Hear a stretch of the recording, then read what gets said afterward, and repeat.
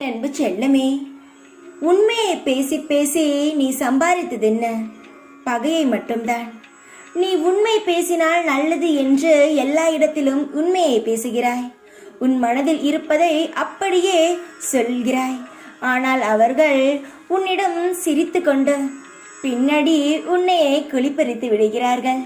உண்மை பேச வேண்டும் தான், ஆனால் அது உண்மையாக இருக்கும் இடத்தில் மட்டுமே பேச வேண்டும். உண்மையில்லாத போலி இடத்தில் நீ உண்மையை பேசினால் நீ அங்கு குற்றவாளியாக தான் தெரிவாய். ஏனென்றால் சுத்தி இருப்பவர்கள் உண்மையை பேசுவது கிடையாது, பொய்யை தான் பேசுகிறார்கள். தேவைப்படும் இடத்திற்கு உண்மையை பேசு, தேவையில்லாத இடத்திற்கு மௌனமாக இருந்துவிடு.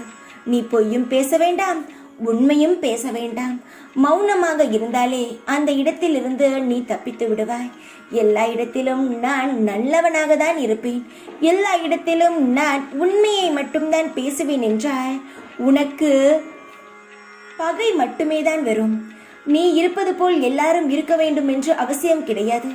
அவரவர் குணமும் மாறுபடும். நீ இருக்கும் குணமும் அவர்கள் இருக்கும் குணமும் ஒன்று கிடையாது. அந்த தெய்வத்திற்கு பயந்து உண்மையை பேசுகிறாய், ஆனால் அவர்கள் யாரும் எந்த ஒரு தெய்வத்திற்கும் பயந்து உண்மையை பேசுவது கிடையாது.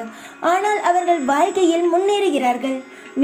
நீ உண்மையை பேசி கீழே இறங்கிக் கொண்டிருக்கிறாய் என்று பயம் வேண்டாம். உண்மை ஒரு நாள் ஜெயிக்கும். காலப்போக்கில் உண்மை என்பது வெளியே வரதான செய்யும். அப்பொழுது எல்லாரும் எல்லாவற்றையும் புரிந்து கொள்வார்கள்.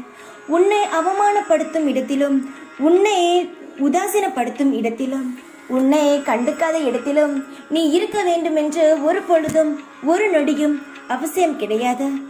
உன்மேல் தப்பில்லாத பட்சத்தில் அந்த இடத்தை விட்டு நீ நிரந்தரமாக வெளியே வந்து விட வேண்டும். அது உனக்கும் உன் வாழ்க்கைக்கும் உன்னை சுற்றி இருப்பவர்களுக்கும் நல்லது.